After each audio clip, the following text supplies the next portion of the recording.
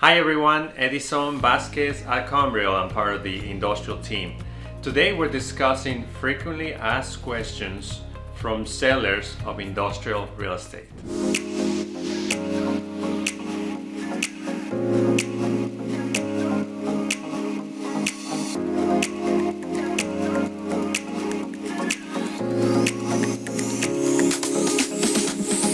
Selling an industrial property can be a very rewarding time for an owner.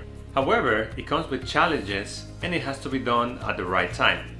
Today, we share some frequently asked questions we get from sellers of industrial properties.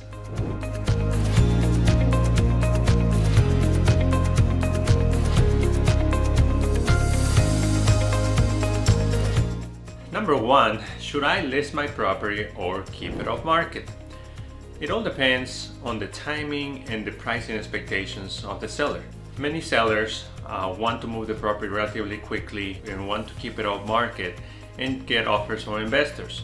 This is relatively normal in a lot of industrial markets where investors are ready to buy a property and the seller is ready to transact and close quickly. In this case, the property can stay off market and get the maximum price. And many times, sellers want to explore everything on the market, and the best way is to list the property and expose the property to the most buyers out there. Many sellers, especially small owners who had the business in the building, prefer to list the building to get the most exposure to include investors and buyers.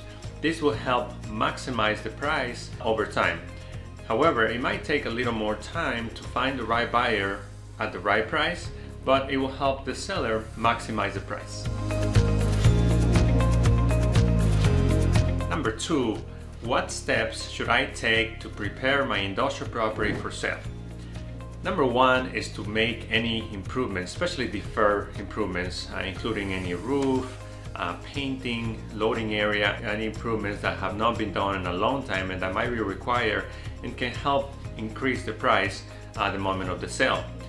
Don't forget to do just regular maintenance, including air conditioning, lights in the warehouse, and other things that can help present a better image at the moment of showing the property. Number two is gather all documents, including surveys, environmental, all title information that can be helpful and can help expedite the process at the moment of closing. And last but very not least, it's confirm that there's no violations, there's no expired permits or open permits or any pending inspections from any municipality. This can be a surprise. Many landlords are unaware of this at the moment of closing. So this is very important to check for any violations or enforcements or any pending inspections from municipalities so it's not a surprise at the moment of closing.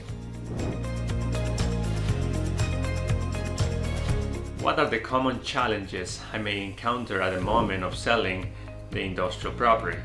Number one, and the biggest one, is probably timing. Selling an industrial property can be a long process in a normal market.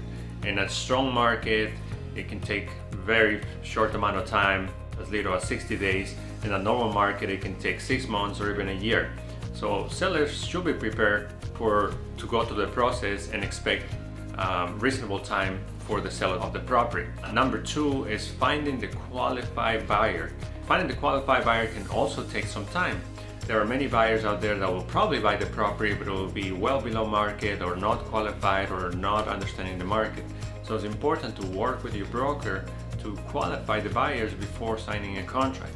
Qualified buyers should have the financial, the experience to go through the process of buying the industrial building.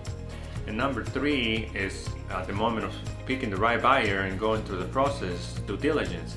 Buyers will do the due diligence, and this can take as little as 30 days and can be as long as 90 days depending on the experience and the condition of the buyer.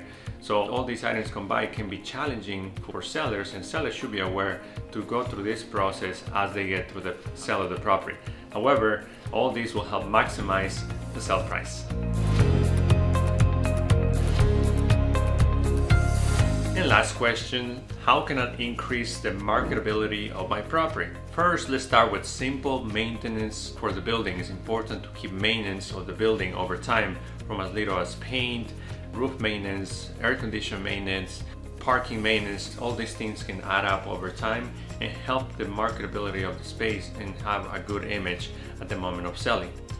Also, when doing improvements to the building or addition or modification, make sure those are done by code and by permits. We see many times where landlords have done improvements to buildings over time and not done by code, that at the moment of selling there's objections and the value of the building is decreased because these improvements are not done by code and properly and need to be demolished. And then last, and this applies to landlords of investment properties, make sure there's no leases that are too long or well below market. It can significantly damage the value of the property. We see many horror stories where landlords have signed long-term leases with fixed renewals or very low rates, and at the moment of selling they are not able to maximize the value of the building because the lease rate is low compared to the market. So all these items combined can help you capitalize and maximize the value of the property. Hope this helps, and thanks for watching. Our team are experts in working with owners looking to sell and maximize the value of the building. Thanks for watching, and thanks for following us. Please subscribe to our YouTube channel. You can go through warehousestv.com to visit all of our videos on the library. You can also follow us on social media on LinkedIn, Instagram, Twitter, and Facebook. You can always visit our website at warehousesmarket.com for all information on industrial real estate and our properties. We look forward to hearing from you. Take care.